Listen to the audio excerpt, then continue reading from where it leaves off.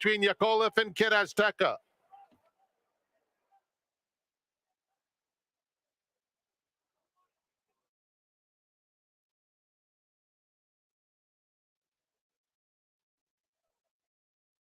Leg of the pick six. They're in the gate.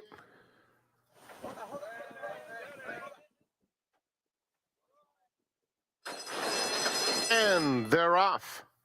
Bit of a stumble for Last Call Paul.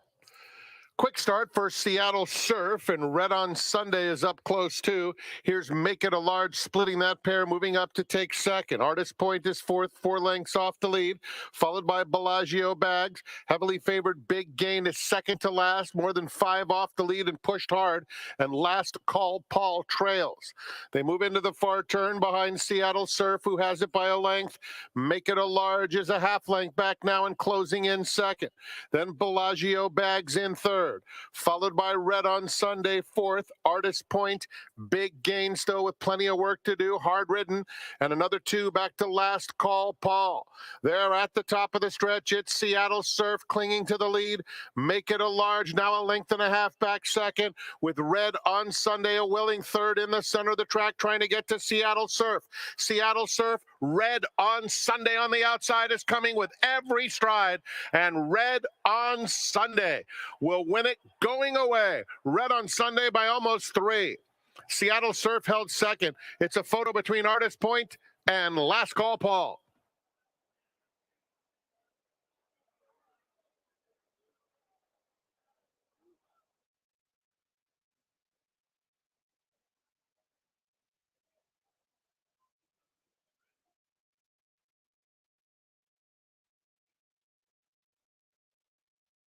We're in the gate. And they're off. Sanger and Uncle John had alert beginnings, but there are several vying for command, including 49er Gold, who comes through to take the lead. Eastbound, down at the rail, is the gray in second. They're followed by Uncle John. Rhino is widest of all. Sanger between rivals, and Ratliff in the blue, just 3 lengths off the lead. Then Mischievous Dylan racing inside New York Dreams. The 2 trailers, Cupid's Crusader and Spiritist. Down the back stretch, and it's Eastbound and 49er Gold going at it. Splitting them is Ratliff now, making it 3 right across the course. Uncle John, orange colors, a joint fourth, racing on the inside of Rhino. Then comes New York Dreams, who's just inside of Sanger. Mischievous Dylan losing ground, passed by Cupid's Crusader, and then Spirit is trying to get out of last. They're coming to the quarter pole. 49er Gold takes the lead. Uncle John coming with a 4 wide bid after him. Eastbound is down at the rail. Ratliff fights on in between horses. They're in the final furlong, and here's Uncle John with a sustained bid to the front. Handridden, gets a reminder from last. Cupid's Crusader has flown into second. It will be Uncle John over a sharp Cupid's Crusader. 49er Gold third, then New York Dreams.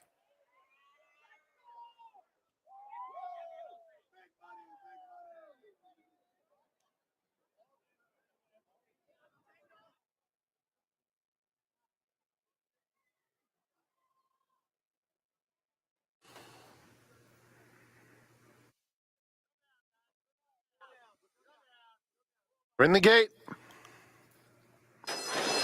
And they're off. Targarius and Irish Rebel both flash early speed, but Maximus is faster than both of them and up to take the lead. So it is Maximus in front. Targarius is now second. Just inside of him, Missile Cruiser in the turquoise colors. Down at the rail, Toppers at Seaside, and Burning Rubber is in that mix too. Irish Rebel broke well and advances on the outside, 5 lengths off the lead. Then comes Candy Crusher, and Spun Not Stirred is far, far behind.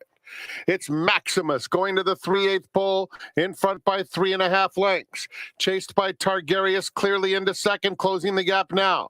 Then Toppers at Seaside and Burning Rubber third and fourth. Noble Minded is outside of that pair. At the rail, Candy Crusher. Irish Rebel didn't fire at all. He's far behind. They turn for home, Maximus and Targarius. Maximus still strong on the front end, has a 4-length lead. Here's Toppers at Seaside moving through inside of Targarius to battle for second, but Maximus is clear by 6 with a 16th of a mile to go, and he blasted out of the gate and wave goodbye. Maximus airs them out. 9 or more when the smoke clears. A big run, spun not stirred, was a mile behind the field and just got second in front of Toppers at Seaside and Irish Rebel.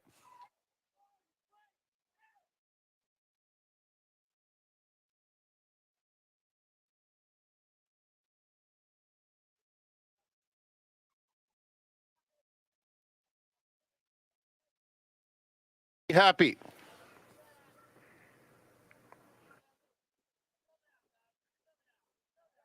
In the gate.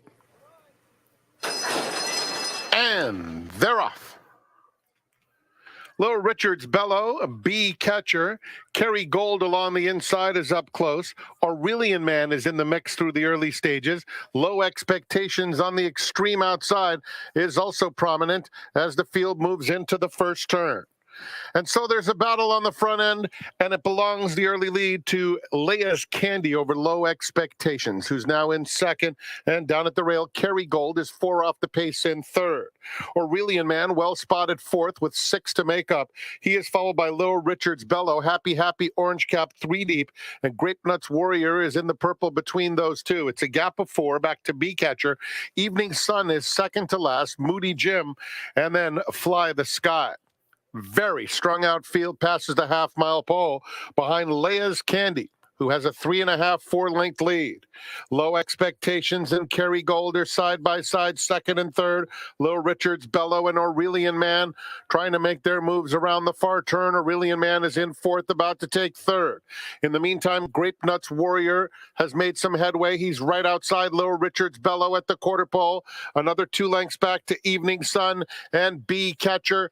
They are at the top of the stretch, and it's still wide open. Low Expectations has come back. Aurelian Man traveling sweetly throughout comes to tackle, and B Catcher has surfaced in the blue, trying to dive down toward the rail. Moody Jim late, wide open at the wire. It's Low Expectations just in front, and Little Richard's Bellow took off when it mattered to get the money.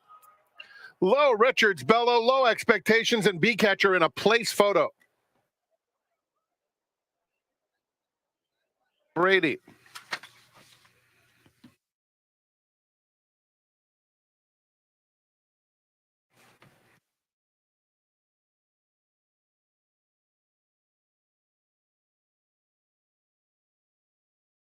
They're in the gate, and they're off.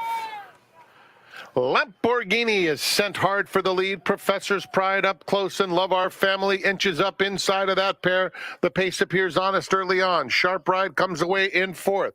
Stop Digging is in mid-pack, 5 lengths off the lead. Asada Fries is next. Tecumseh Caroline on the inside. 2 clear of Blazing Bardot, and Big Mama Sue at the back, a dozen off the pace. And that pace being set by Lamborghini, who's made it over to the rail. Love Our Family in pursuit second. Then Sharp Ride, Professor's Pride, and in between those two, it's Stop Digging, a close-up fifth, racing in hand, 3 lengths off the lead. Asada Fries, Tecumseh Caroline right together, 4 back to Blazing Bardot and Big Mama Sue. They're a half mile from home. Lamborghini, Love Our Family, 3/4 back in second. Sharp Ride, Professor's Pride, and Stop Digging in between those two, holding her ground 3 lengths off the lead. Another 2 to Asada Fries and Tecumseh Caroline, both of whom have 6 to make up. Big gap to Blazing Bardot. Big Mama Sue has trailed throughout. Love Our Family and Lamborghini are head and head coming to the quarter pole. Stop Digging is coming after them, 3 wide. Inside of her comes Sharp Ride in fourth there at the top of the stretch. And a clear shot for Stop Digging, who's been covered up most of the way, coming after Love Our Family. And here's Tecumseh Caroline coming with big strides in those white blinkers on the outside. Tecumseh Caroline has collared Stop Digging close to home, and it's Tecumseh Caroline, another for Antonio Fresu. Stop Digging was second. Love Our Family and Sharp Ride. To have you out here today. Up next, the 8th to close out the program. It does offer super high 5 wagering. Full field goes. He's going in. They're in the gate.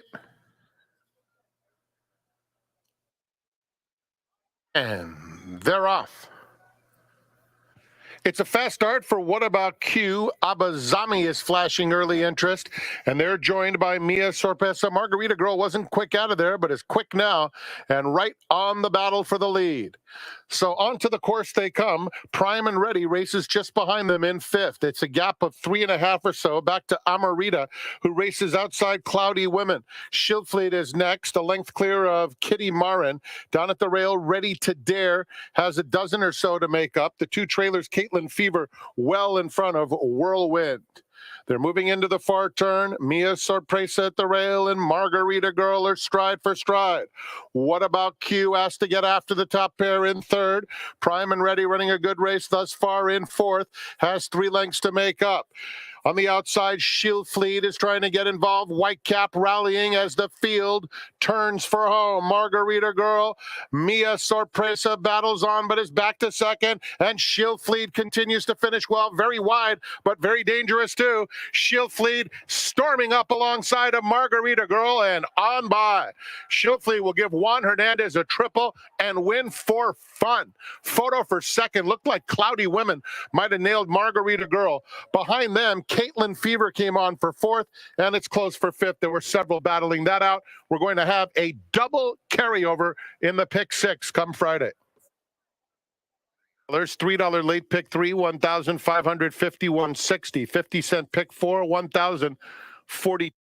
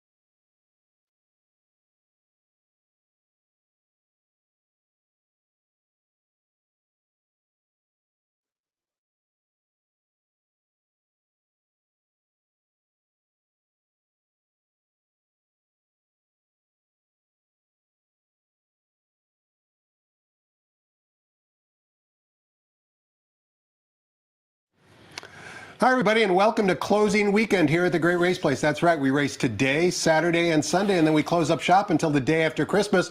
But fear not, we are closing out aggressively. That's because, as you probably already know, we have a two-day Pick Six carryover in excess of $153,000. That'll start in race number 4. And if that's not enough, we've got a super high five carryover in the last race of $27,000. That'll go as race number 9. Our seminar guest today, he's been playing the horses for over 4 decades. He's here almost on a daily basis. He only follows Southern California racing. So who better than to walk us through today's Pick Six sequence? His name, David Nance. David, happy Friday. Welcome to the seminar. Always good to be here, Quiggs. I might have been kind, 4 decades. It might be, I would take the probably over on that, right? Yeah, it's a little closer to 5, but who's counting? Nobody's counting. Who's counting? You moved here from Hazleton, Pennsylvania, of all places, came to Southern California. Basically, your very first stop was Santa Anita. You fell in love with the place instantaneously. Stayed in Pasadena, was coming out here to go to college, and I found my car just found its way right to the front entrance of Santa Anita. You got your degree at 285 West Huntington Drive, yes, I right? did. Yes, I did. You got that right. Now, we talked about the Pick Six, and of course, what goes around comes around. And in the old days, we used to have the $2 traditional Pick Six, which is what we have today. Prior management teams messed around with a 20-cent rainbow Pick Six, and we even tried the $1 Pick Six. But let's face it, the $2 Pick Six is where you can really make a monumental score. Yes. You've been here for over 4 decades. You've met plenty of people who have hit lucrative Pick Sixes. I know them all. I knew them all, every one of them. Unfortunately, a lot of them are no longer with us. Unfortunately, yeah. I mean, that was what everybody wrapped their whole day around, was the old Pick Sixes. You know, it was all about Pick Six. You know, the great Richard Sklar, you know, Gary Holman, Jimmy Slutsky, you know, Rene Romero. I mean, those were the real players. Jack Krupnick, just, you know, all the guys that were just the old timers, you know, Buddy Green. I mean, Phil Kostoff. I mean, I can name them all. And I mean, sadly, you know, well, some of them are still here, thankfully, you know, my friend Richie, of course, but, you know, a lot of them are gone. But, you know, the thrill is in the hunt, as they like to say. And of course, you probably were part of those tactical discussions where people would talk about how to put together the Pick Six ticket, because they weren't putting in $10 tickets. They were putting in very aggressive tickets. But the decision making was really the most important part. The handicapping was secondary. It was all about your single. It was, you know, I mean, you know, Jim Slutsky used to always say, give me a 1 and a 2 and I can negotiate through the rest of the card. But which is really what makes sense, right? Because then it turns into a Pick 5 or a Pick 4. I mean, you're trying to navigate the right single, and that's not always easy, of course. And, you know, if you're looking to just chalk it up, and I mean, that's the way a lot of guys used to do it. They, you know, try to find the biggest 2 singles on the card, single them, and just kind of spread the rest of the races. But, you know, more, you know, guys like Renee and, you know, Richie, guys that did a lot of the work, those were the guys that would single, you know, 6-10 1-shots and end up getting there. And you talked about doing the work. Back in those days, there was no internet. There were no workouts available on xbtv.com. There generally weren't replays available. You either had to get the tapes from the stewards or maybe go on track and basically request a particular race to watch. These guys had to do a lot more work than what the young whippersnappers have to do today. Even when you went and bought the tapes, they would sell them like on a Sunday night, and it was so much more work because they were on like a V8, VHS. And you used to have to, you'd have to know where that race was and then backtrack and go back to that race. So if you were doing a full card and watching all the films, it might take you 5 or 6 hours. And that's just watching the replay. That's just watching the replay and then handicapping. Correct. Right. But let's face it, David, coming to the racetrack, whether you're playing from home like most people are today, or if you're on track, you're trying to bet a little to win a lot. You're trying to make a big score, whether it's the $2 Pick Six, the 50-cent early or late Pick 5, the $1 Super High 5. Not every wager needs to be for every player. Certain players have different wagers that they prefer more than others. The $2 Pick Six is its own unique animal. As I just discussed, if you want to get involved, maybe the best strategy is to get involved with a group of friends rather than put a ticket together yourself. It's better that way. And of course, you have more opinions that will muddle the water. But, I think most of the people that are still betting the horses now, when the Pick Six starts to get into a carryover phase, that's when they become more interested. I think there's a core of Pick Six players that play basically all the time, but it's way whittled down from the old days. You've done the work, and of course, we'll discuss this after we take the break, but just a quick glimpse. How many singles, in your opinion, do you think there are today? Do you think there's 1 or 2 solid singles, or even the singles may be questionable and not rock solid? I mean, I think the card is really, really tough today. I think there's a lot of unknowns. actually a lot of, the races are cheaper today, and the horses are, are a little bit cheaper as well. So I don't, honestly, I've picked some horses today that, I think will run well, but I mean, to say that I think there's a solid single on the card today, I don't think so. Speaking of singles, of course, all eyes on the Breeders' Cup, which will be 1 week from today down at Del Mar, day number 1 of the 2-day Breeders' Cup World Championship event. Have you started to do any work on that? I mean, I know you're kind of just one day at a time, but are you kind of looking over your shoulder and maybe thinking about the Breeders' Cup at all, or will you deal with that when we get into next week? I was talking to Woody this morning, and he said he's already done like 4 hours of the tapes of the Europeans. So I don't get into that, Tom. I really don't. To me, it's so confusing. I mean, I watch workouts here, on XBTV, which I think is a wonderful thing for a lot of people. I mean, when I see two horses working 49 and change head and head, I don't necessarily know how to differentiate who's going better, who's going worse, or what are they trying to do. But I mean, I think at least you have that opportunity now where at least you can look at the European races for the Euros that come in. And usually the Euros are really the dominating horses on the turf when they come here anyway. You stick with what's been successful playing Southern California on a regular basis. Right. But the Breeders' Cup, we know there's big pools and the temptation are there. Have you Absolutely. ever made a good lick on Breeders' Cup weekend? We actually did okay a couple of years, but do you remember when it was? I think it was the year that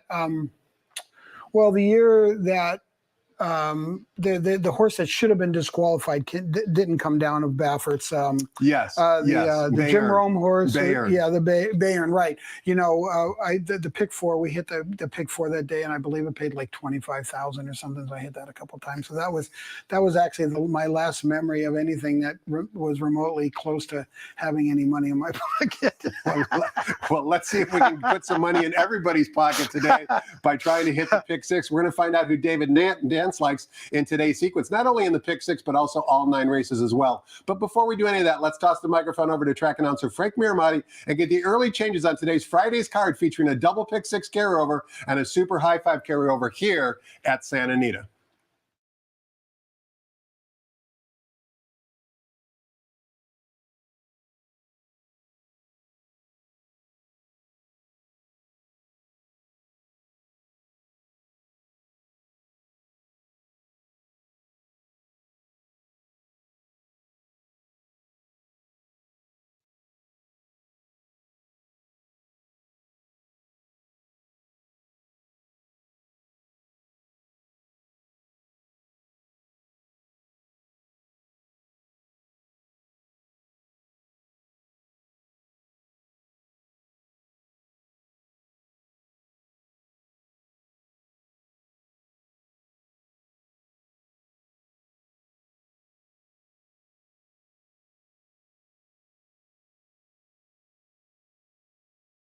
Good afternoon, ladies and gentlemen, and welcome to Santa Anita Park, the great race place. The track is fast and the turf is firm, with the rail on the turf at 20 feet. Here are the early changes on today's program. In the first race, program scratch of number 4, Itzel. Early pick 5 starts with race 1. The second is the Anokia Stakes, with no show wagering due to the scratch of number 2, Mawu. Race 2, scratch number 2. Second race starts the early pick 4. In the third race, just the one blinker note. The fourth race kicks off the $2 pick 6. We have a double carryover. One should have an enormous pool today. It starts with $153,105. Scratch 2, Stellar Cap, and scratch number 3, Miracle Ball. 2 and 3 out of the fourth. In the fifth race, start of the 50-cent late pick 5. Scratch number 7, by Dark.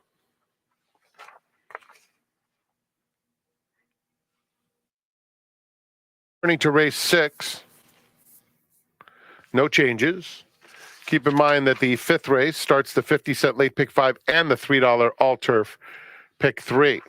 Race 7 starts the $3 late pick 3, scratch 5 control function, and scratch number 7, Highlands. 5 and 7 out of the 7th. Turning to the 8th race, start of the $5 late double, scratch number 7, Neezer Dalton. Note that number 8, Mirinda, £1 over. And in the 9th, scratch number 4, Miss Mandalay. Now we have another carryover in the 9th, and that is on the super high 5 of more than $27,000. Be advised that starting this meet, the super high 5 is strictly offered on the last race of the day. Enjoy your afternoon at Santa Anita Park. Post time for the first with a couple of great carryovers. In 57 minutes at 1 p.m., let's go back to Quigley's Corner. The gentleman here to try to help you through those 2 carryovers is David Nance.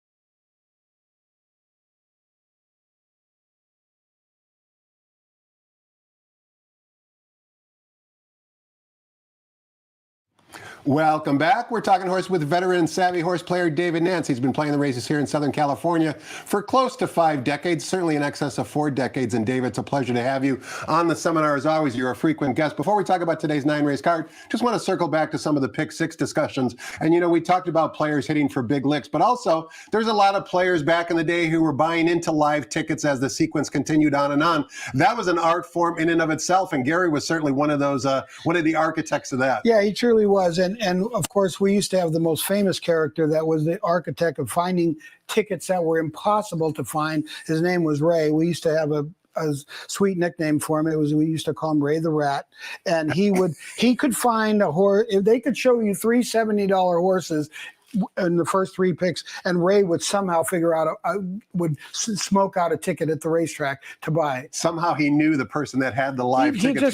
He was just like, you know, like all over the place, and he would somehow find a way, and that was. And then that person would basically be accosted, for lack of a better word, saying, "Hey, let's absolutely let's get involved." Right. But exactly. it was a lucrative buy for the person who had the live There's ticket no as well, question. particularly with 3 $70 winners. And normally, you know, it would go to probably about three or four different people because they were probably the only one that could afford it. Sure. Well, let's see if we can hit the pick 6 today, because there's certainly going to be a lot of excitement surrounding that six race sequence. But certainly the 50-cent early pick 5 shouldn't be overlooked, because it always pays well, also because of the low takeout. And we kick things off, David, in race number 1, going 6 furlongs in the turf course for fillies and mares in for a $40,000 tag. The rails today are at 20 feet. There is a program scratch of 4. Itzel leaves us with a field of 7. The current betting choice, Recinto Rompere from the Leonard Powell barn, who's now 2-1 on the board. Jackie Amando Ayuso, I found interesting. He was down at Del Mar today to work Senor Buscador for trainer Todd Fincher. Hopefully he's back here in Arcadia. That's not an easy drive from Del Mar to Arcadia. Hopefully he's back to ride Power Surge, owned by JMS Stable, trained by Brian Corner. But I digress. 6 ways you can go here, David. Which way are you going and why? Well, it's a semi-contentious race. I mean, I think there's a couple of horses that can't win, but I ended up going with a horse that I think is going to clear in here, and he's fresh. Unwritten Code for George Paraban. He kind of likes the racetrack. I think he's the speed of the speed. You know, I always like to take fresh horses with the rails 20 feet out. I think that'll also help the speed. I made Recinto Rompere my second choice. His second and third races down were really, really good. The other day he kind of disappointed. He had a perfect trip, but certainly if he can run back to his other races, especially the second and third races where he was really, really good, he's probably the horse to beat. But I'm going to go with the fresh horse, Unwritten Code. Trying to get him to go wire to wire today, Tom. Number 6, Unwritten Code, currently on the tote board at 5-2. Tyler Bay's in the saddle, and as David mentioned, trained by Jorge Paraban. Good way to kick off the 50-cent early pick 5. Race number 2 is our feature race on the card. It's the Anokia Stakes. $85,000 added is the purse for 2-year-old fillies, sprinting 6 furlongs on the main track. Bob Baffert and Tim Yachteen showdown here because they have all 4 runners. That's because number 2, Mawu, did scratch. Race 2 also begins the 50-cent early pick 4. On the bottom, Silent Law, very impressive maiden debut winner at Los Alamitos, is the even morning line favorite, according to Jeff Siegel. What's the Anokia Stakes, according to David Nance? Well, when I looked at this race, it looks super contentious. I mean, every horse looks like a speed horse. Every horse went basically wire to wire.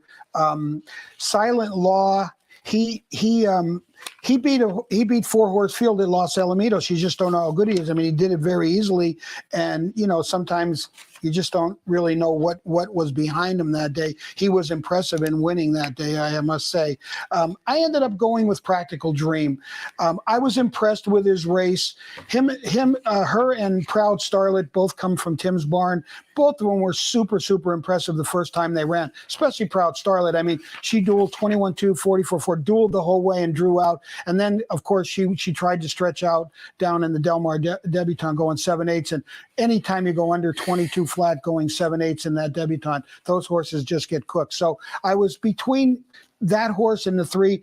I'm just kind of hoping that the 3 breaking outside of him will show a little bit more speed than the 1. Both, Keens are in there, so I'm not sure exactly what he had planned, what he'll tell the boys when they are in the paddock. But I was impressed with the way the 3 ran. I thought he dueled, drew out. His number was a little bit better than the rest of them. And I picked Casalou. I believe I picked Casalou. Silent Law second. Like I said, it's Bob Baffert's world, and you got to deal with him every time. So I just don't know how good he is, Tom. David, second selection, number 5, Silent Law, as I mentioned, won her debut on at Los Alamitos, breaking from the rail. She earned an 84 by her speed figure. If you're looking at the racing form, what you don't see is, as of that point on September 21st, that was the highest by her speed figure earned by any juvenile filly in California up to that point. That's the good news. The bad news is the second place finisher from the Michael McCarthy barn came back to run last week and didn't perform very well. The jury's still out whether or not number 5, Silent Law, the even money favorite in race 2, has ability. Race number 3, we are sprinting 6 furlongs on the turf course for maiden special weight Calbred, maiden 2-year-olds.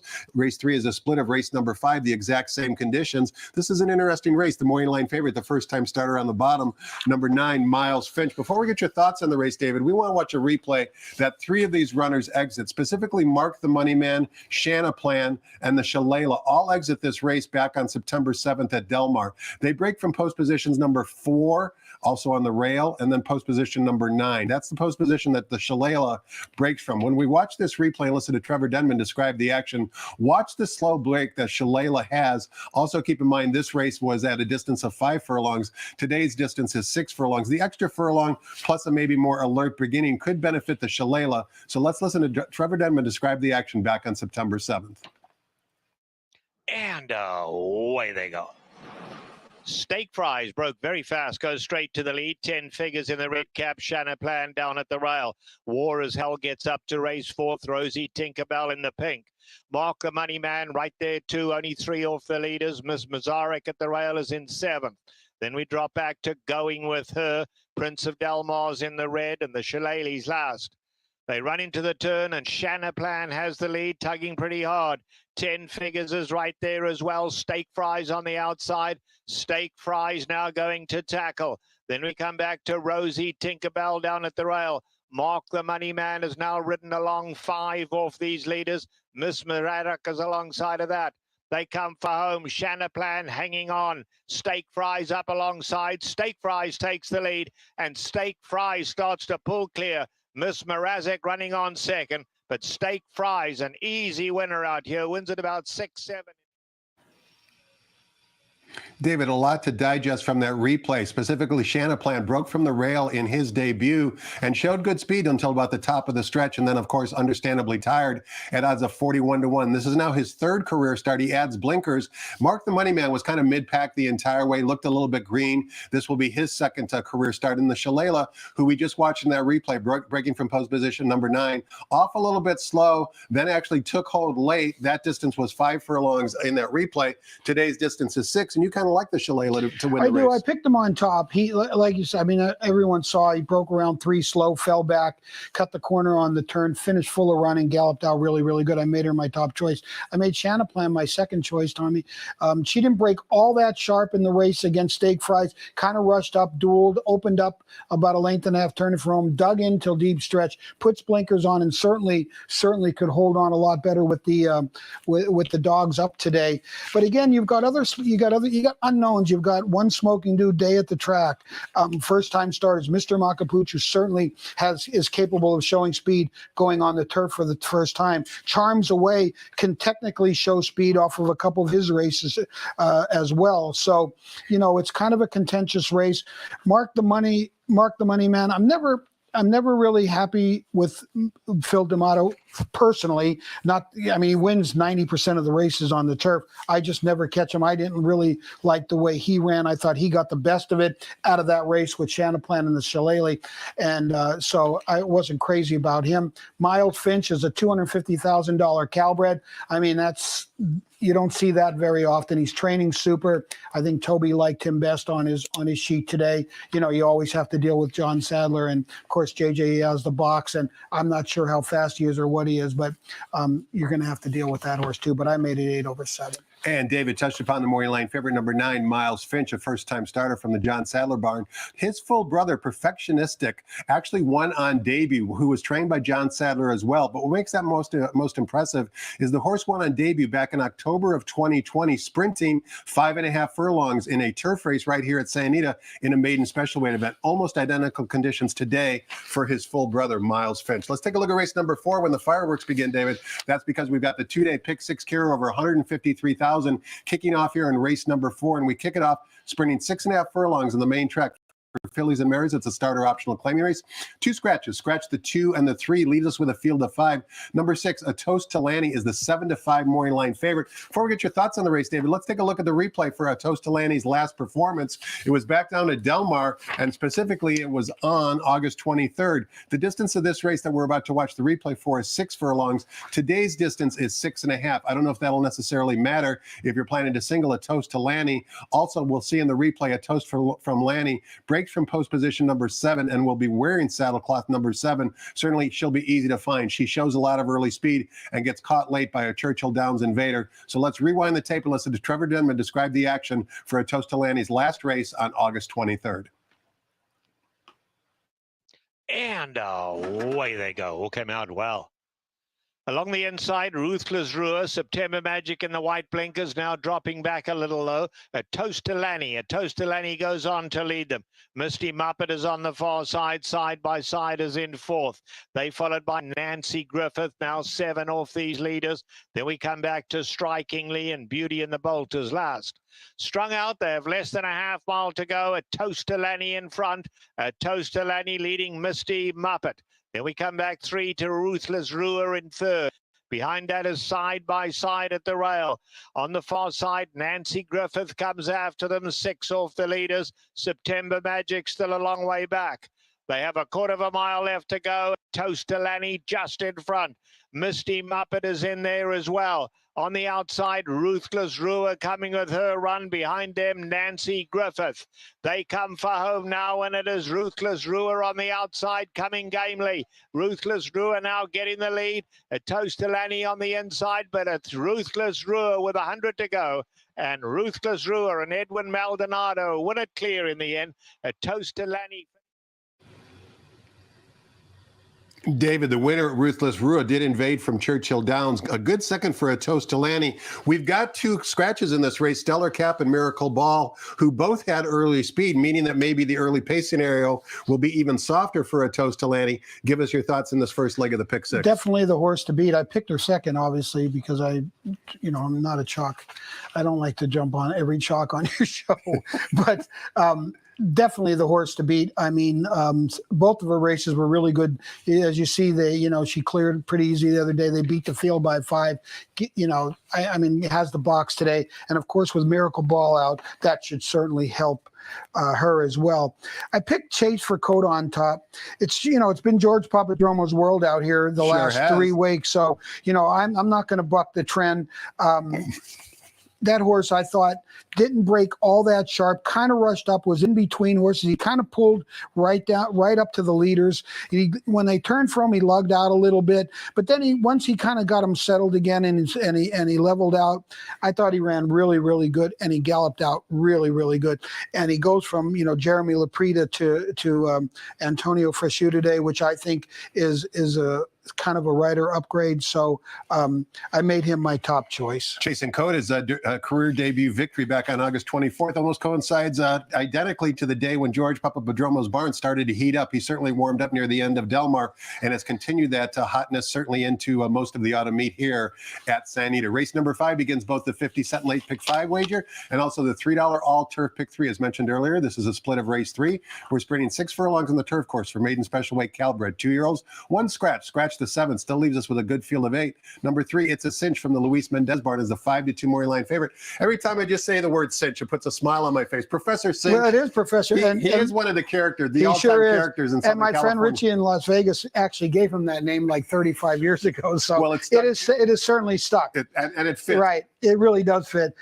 Super contentious race. Of course, you have a lot of first-time starters that you have to deal with, and a bunch of them are like, the horse that I picked, Bazooka Charlie Graysons, absolutely love the turf, and the Sir Prancelots absolutely adore the turf as well.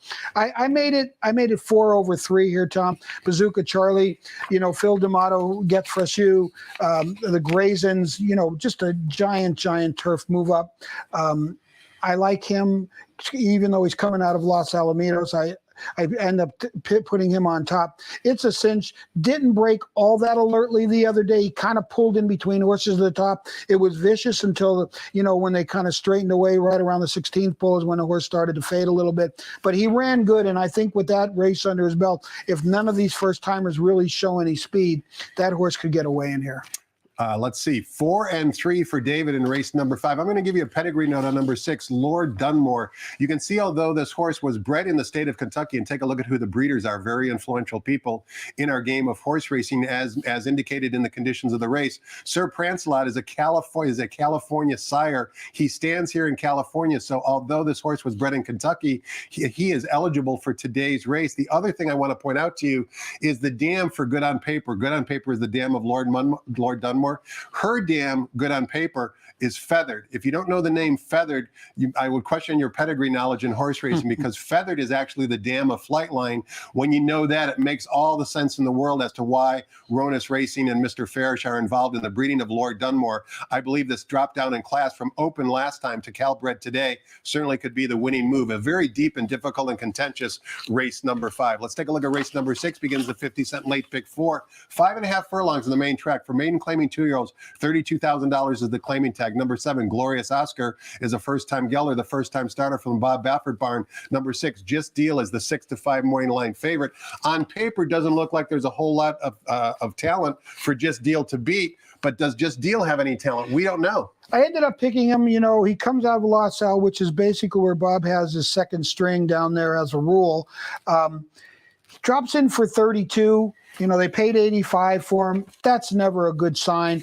But, he probably just feels this is where he belongs. And, it's Bob Baffert's world when it comes to first-time starters. So I ended up picking him on top.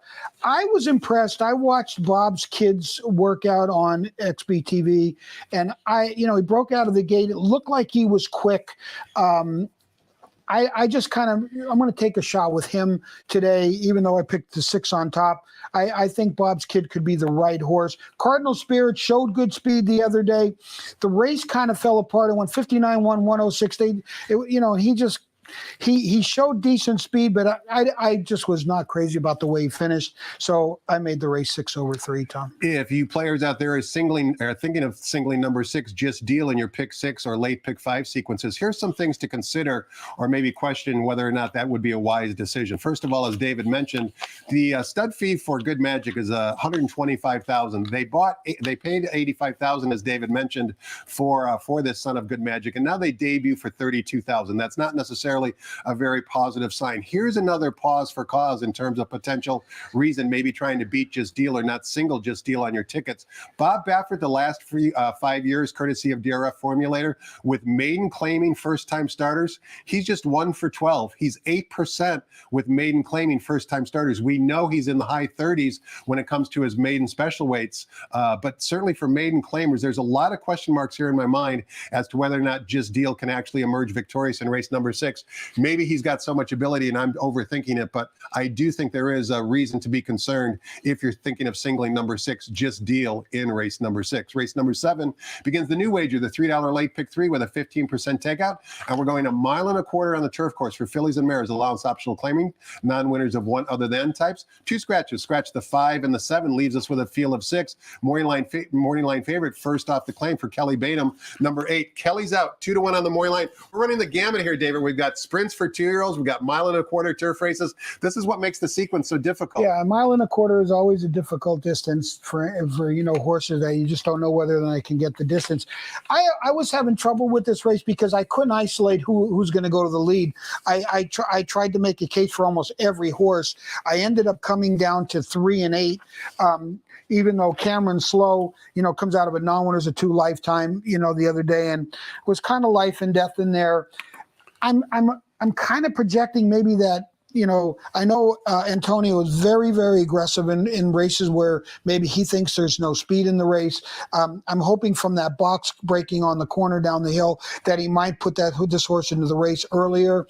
If that doesn't happen, my top choice was Kelly's Out, even though, again, comes out of a little bit weaker race.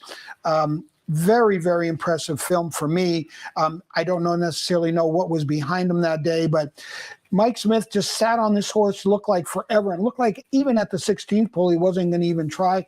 And then he just kind of shook the reins at him. Horse exploded, one geared down, plenty of gas in the tank, galloped out really, really big, takes a little bit jump up in class, going 1.25 miles. That horse could show speed if nobody really wants it, because his second race down, he dueled 24.49, which isn't that fast. But in this context, that could be like the speed of the speed. So, again, it's a very, very contentious race. I was on the fence with Chasing Serendipity. The horse's film was decent. He had run underneath him when he crossed the wire. He galloped out good in that spot.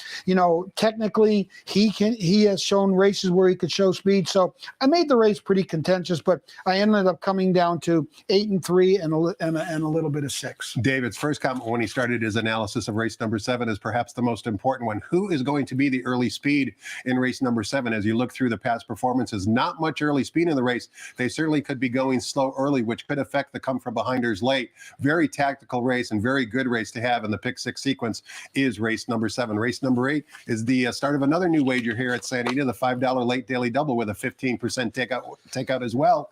And in race 8, we're sprinting 6 furlongs in the main track for Calbred, fillies and mares, allowance optional claiming types. Scratch the 7, leaves us with a field of 8. Number 2, Nada off the long layoff is the 3-1 morning line favorite. Before we get your thoughts on the race, David, we want to watch a couple of videos here. The first one would be a workout courtesy of our friends at xbtv.com, and it's for the comeback with the morning line favorite, number 2, Nada. Now, Nada in this team drill is going to be down on the inside with the exercise rider wearing the white helmet. Now, the workmate Watershed Moment is a 2-year-old filly who's had 2 lifetime starts, not emerging victorious yet, but she does have some ability. She's been running in the maiden special weight ranks. What I want you to watch off this long layoff for Nada is how effortlessly she draws away coming down the lane when they turn for home from her workmate. The other thing I want you to notice is, David, you and I are not exercise riders, but looking at this exercise rider's build, he or she has certainly got a lot of pounds on him, particularly compared to the other outside exercise rider drawn to his outside. I think Richie put on a heavy exercise rider for this drill to make sure that this horse was sharp and ready. And also take note of the date of this workout, September 25th. Nada has had 3 workouts even to sharpen her up a little bit more, sharpen him up a little bit more. And right here is that acceleration that you're about to see that I described earlier. Draws away effortlessly. This is the type of workout you want to see for a runner that we haven't seen in almost 13 months. Certainly looks fit and ready off the comeback trail. The question becomes, is he good enough to beat today's field? He also will be using Lasix for the first time. The other video I want to watch is a replay that Safa exits. This replay was back on September 7th. Safa is going to be wearing saddlecloth number 11. Safa kind of doesn't have the ability to win many races. 15 lifetime starts with just 2 career victories, but he just missed in this performance that we're about to watch back on September 7th. Let's watch him break wearing saddlecloth number 11 and put in a furious late charge and listen to Trevor Denman describe the action back on September 7th. And away they go. Worthy of Magic on the outside broke well, so did Wish They All Could Be. Dad's Australia is showing good speed as well. Inside of that comes No Cap and Baby Kristen at the rail. 5 of them almost in a line here. Now they're starting to sort themselves out. Then we come back to Nisa Dalton making some headway down at the rail. Up alongside of that is Stella Cap. Then comes Sharp Ride, the grey, about 9 off the leaders. Alongside of them comes Safa, and at the back is RB's Tiger. Into the turn they go, and Baby Kristen just over a length. No Cap is right there in the second spot on the far side. Coming through is Nisa Dalton. Wish they all could be. Now there's 4 of them almost in a line. Then we come back to Dad's Estrella. Behind that comes Safa. Safa making headway on the far side. Top of the lane now, and Wish They All Could Be gets the lead. Safa is the grey on the outside, making good headway. Nisa Dalton in with a fighting chance too. Nisa Dalton down at the rail. Wish They All Could Be. Safa continues to gain on the outside. Any one of the 3, they come for home. Wish They All Could Be. Safa. Safa coming at Wish They All Could Be. Wish They All Could Be. Safa. Whoa, that one's close. Wish. Safa and the yellow blinkers on the outside couldn't quite wear down the winner there, just missed by a nose. But you like her chances today, David? I always like this horse. She tries hard every single time. I think if she would have changed leads in that race at the 16th bull, she absolutely would have nailed that horse. I picked her on top. The other horse I think is a great long shot in there. I think she's going to get a perfect trip in the race. Is Just Is at 20-1, Tom. 9 and 4 in race number 8. We close out today's card in race number 9, offering $1 super high 5 wagering with a $27,000 carryover, as you can see on the graphic right now. And we close out today's cards putting 6 furlongs on the turf course for maiden claiming fillies and mares in for a $50,000 tag. Program scratch of the 4 still leaves us with a good field of 9. Number 10, Certitude, who's been running against winners, is the 5-2 morning line favorite, now dropping back in to maiden claimers. We need 6 winners, David. Who's it going to be in the nightcap? I definitely like Rich of Joy. His second race down at Del Mar with JJ. Horse just ran even. I think that race is 10 lengths better than the horses that these other horses have been running against. I think the drop in class will certainly help that horse today. I picked him, and I think the one with blinkers on could get clear on the inside. I made it 2/1, Tom. A lot of action here at the Great Race Place today. We've got the Pick 6 carryover starting in race 4, the Super High 5 carryover in the nightcap, and also tomorrow and Sunday, our final 2 days of the autumn meet. We have 10 races both days starting at 1 o'clock. David, thanks so much for the time and insight today. Always a pleasure to have you on the show. Hopefully you'll be walking out of here with some money in your wallet tonight. I hope so. Hopefully you'll be walking out with more money than you came with as well. Thanks for watching, everybody. Have a great afternoon and good luck.